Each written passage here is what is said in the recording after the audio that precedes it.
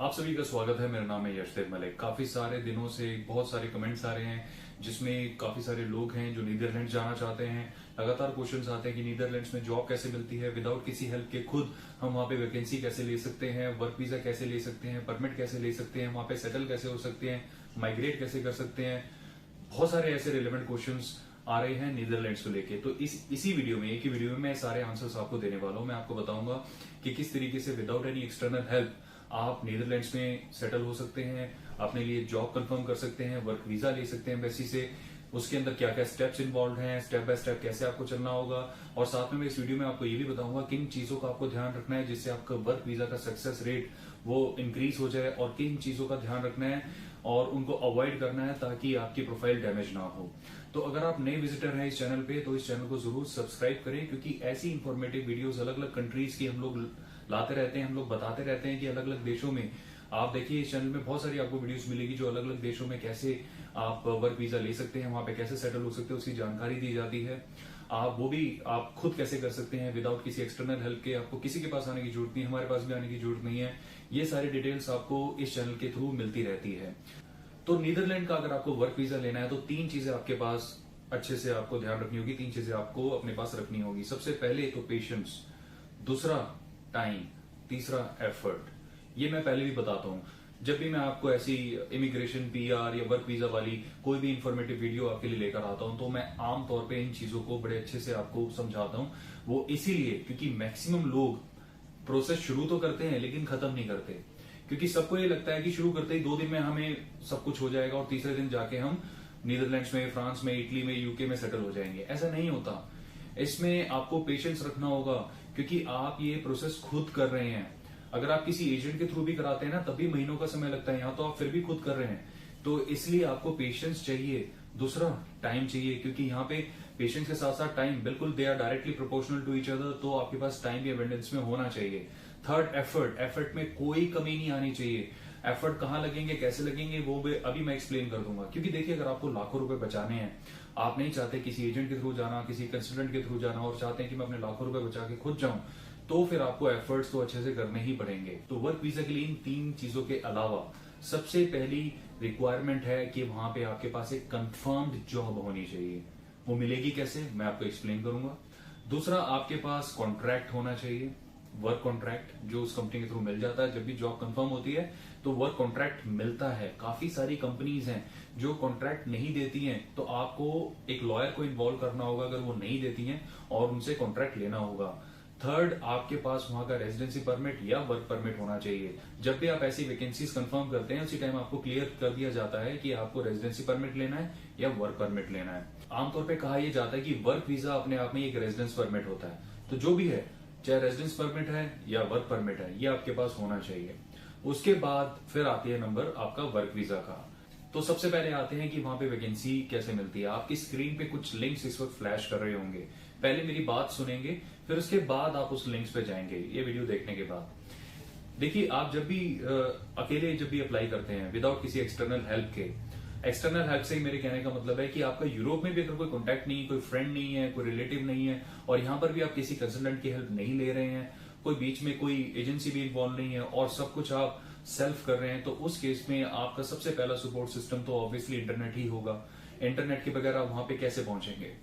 Internet में काफी सारे आपको लिंक्स मिलेंगे जिसमें बहुत सारे फेक लिंक्स भी होते हैं और काफी सारे जेन्युइन लिंक्स भी होते हैं। वो आपको खुद एक्सप्लोर करना होगा। हम जो सोर्सेज आपको बता रहे हैं, जो अभी आपकी स्क्रीन पर फ्लैश कर रहे थे, ये वो रिलायबल सोर्सेज हैं जिसको आप यूज कर सकते हैं। हम इनको प्रमोट नहीं कर रहे हैं। इनके साथ बिजनेस करना ना करना ये आपका अपना डिसीजन है। सिर्फ मैं आपको एक वे आउट बता रहा हूं। आपने इन सोर्सेज में, लिंक्स में जाके अपनी प्रोफाइल बनानी होती है। प्रोफाइल बनाना बड़ा आसान है, जैसे कि हम फेसबुक प्रोफाइल बनाते हैं, अपनी सारी डिटेल्स उसमें डालते हैं, डेट ऑफ बर्थ वगैरह डालते हैं, इंटरेस्ट डालते हैं, फोटो अपलोड करते हैं और हमारी प्रोफाइल बन जाती है। कुछ मिलता जुलता यहां पर भी होता है। इन लिंक्स में जाके आपको अपनी प्रोफाइल बनानी होती है, अपना सीवी रिज्यूमे जो होता है वो अपलोड करना होता है। Now coming to CV resume, ये मैंने पहले भी बताया था, मैं आज फिर रिपीट कर देता हूं। जब भी आप अपना सीवी रिज्यूमे कभी भी इंटरनेशनल जॉब्स के लिए अप्लाई करते हैं तो मेक श्योर कि आपके सीवी और रिज्यूमे के साथ साथ कवरिंग लेटर भी हो।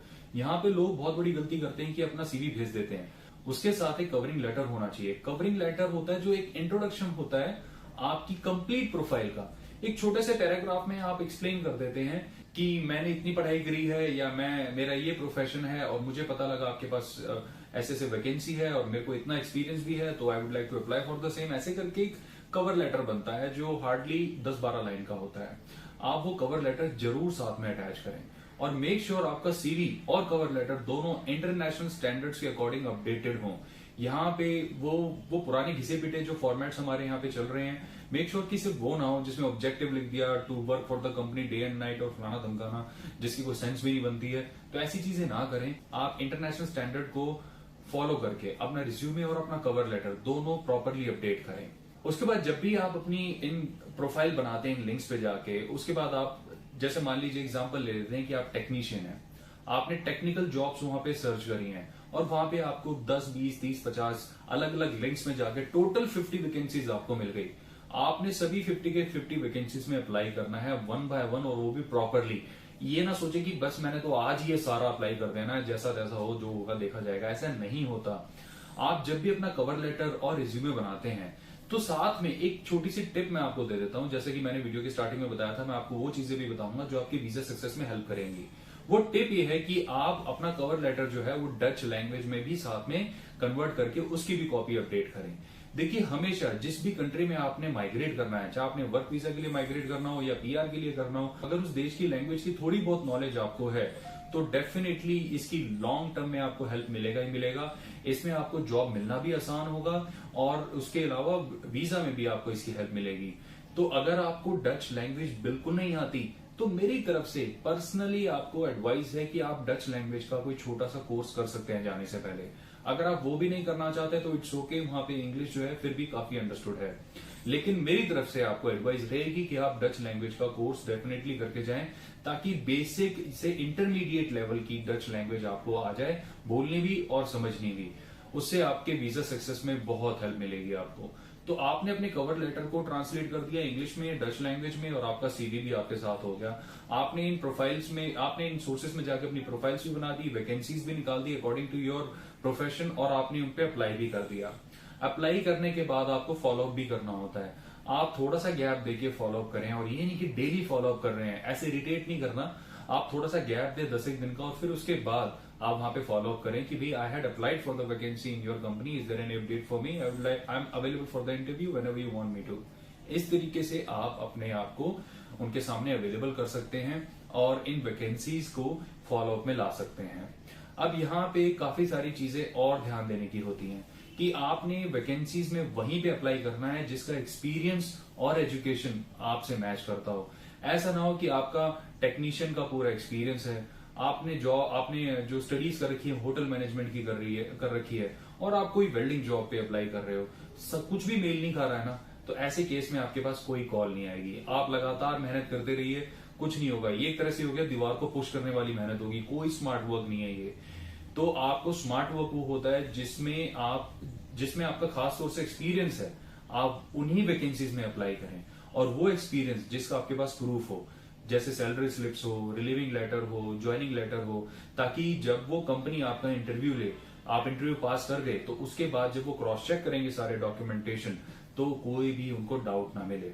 इसलिए आपके पास जहां जहां के प्रूफ है वो आपको अवेलेबल करने होंगे, जैसे ज्वाइनिंग लेटर हो गया, रिलीविंग लेटर हो गया, रेजिग्नेशन लेटर हो गया, आपकी सैलरी स्लिप्स होगी, चाहे अलग अलग कंपनीज की है तो अलग अलग स्लिप्स दिखा सकते हैं। अगर सैलरी स्लिप्स आपके पास नहीं है, पुरानी कंपनी है उसकी नहीं है, तो उस टाइम की अकाउंट स्टेटमेंट आप ऐसा सपोर्टिव डॉक्यूमेंट दिखा सकते हैं, जिसमें आप दिखा सकते हैं कि देखिए उस टाइम की मेरी अकाउंट स्टेटमेंट है और ये देखिए मेरे पास सैलरी आई हुई है। उनको कोई मतलब नहीं है आपके अकाउंट में कितने पैसे, उनको कोई मतलब नहीं है आपके पास पैसे आ रहे हैं, आप कहाँ खर्च कर रहे हैं, उनको आपकी पर्सनल लाइफ से कोई मतलब नहीं है। वो सिर्फ ऑथेंटिकेट करना चाह रहे हैं कि जो सैलरी आप उनको बता रहे हैं कि आपको मिलती थी, क्या वाकई आपको मिलती भी थी या ब्लफ कर रहे हैं। It's that simple. क्योंकि आप भी जब किसी को एम्प्लॉय करेंगे, कोई भी आपके पास आ रहा है, तो यही सारे डाउट्स आपके मन में भी आएंगे और आप उनसे खुद भी प्रूफ मांगेंगे कि आप बता रहे हैं कि आपने इतना जॉब किया हुआ है, तो प्लीज बताइए आपके पास प्रूफ क्या है। तो आप दिखाएंगे, देखिए जी मेरे पास ये ज्वाइनिंग लेटर है, मेरे को अब मिला था, और ये मेरा रिलीविंग लेटर है, रेजिग्नेशन लेटर है, जो भी है मैंने खुद छोड़ा था, और ये देखिए इनके बीच में 2 साल का गैप है, और ये मेरे पास 2 साल की पूरी सैलरी स्लिप है टू सपोर्ट माई क्लेम, और इसके प्रूफ में ये अकाउंट स्टेटमेंट है जिसको आप क्रॉस वैलिडेट कर सकते हैं। वो इतनी आगे तक जाएंगे ही नहीं। लेकिन अगर आपके पास ये सारे डॉक्यूमेंट्स हैं अपने आप को ऑथेंटिकेट करने के लिए, तो आपकी प्रोफाइल पे 4 चांद लग जाएंगे। ये मेरा पर्सनल ओपिनियन है आपके लिए, ऐसी कोई मैंडेटरी रिक्वायरमेंट नहीं है, लेकिन मैं चाहता हूं कि अगर आप ये सारी चीजें पहले से ही करके रखें तो आपको वैकेंसी या जॉब मिलने के बहुत बहुत चांसेस हो जाते हैं। तो जब आपका ये सारा क्लियर हो गया, आपने फॉलोअप लिया, तो उसके बाद सबसे नेक्स्ट स्टेप होता है कि वो आपको इंटरव्यू के लिए इनवाइट करते हैं। अब हम आपका इंटरव्यू लेना चाहते हैं तो आपको यस ही कहना है। आप ये ना सोचे कि मैं अभी ना कर देता हूं, मैं शादी में बिजी हूं, मेरे को उधर जाना है, क्योंकि अपॉर्चुनिटीज ऐसी बार बार नहीं आती। तो आपको यस ही कहना है, और टाइम भी उनके हिसाब से होगा, आपके हिसाब से नहीं होगा। हो सकता है कि अर्ली मॉर्निंग हो आपके यहाँ पे या फिर लेट नाइट हो, वट एवर इट इज, वो उनके हिसाब से ही होगा। तो वो आपको अपडेट कर देंगे अपने टाइम के अकॉर्डिंग कि एम्स्टरडेम के टाइम के हिसाब से आपका इंटरव्यू इतने बजे होगा। तो आप इंटरनेट में चेक कीजिए कि एम्स्टरडेम में जब 2 बज रहे हैं या 3 बज रहे हैं तो इंडिया में क्या टाइम हो रहा है, अकॉर्डिंगली अवेलेबल रहिए। इंटरव्यू 90% केसेस में जो होता है वो ऑनलाइन होता है, कैमरे पे होता है, और 10% केसेस में कॉल्स पे भी होता है। तो वट एवर इट इज, आपने अवेलेबल रहना है। और वो लोग टाइम के बड़े पंक्चुअल होते हैं। अगर उन्होंने एम्स्टरडेम के हिसाब से 2 बजे का टाइम दिया है तो वो 2 बजे बिल्कुल ऑन मिलेंगे कैमरे पे आपको।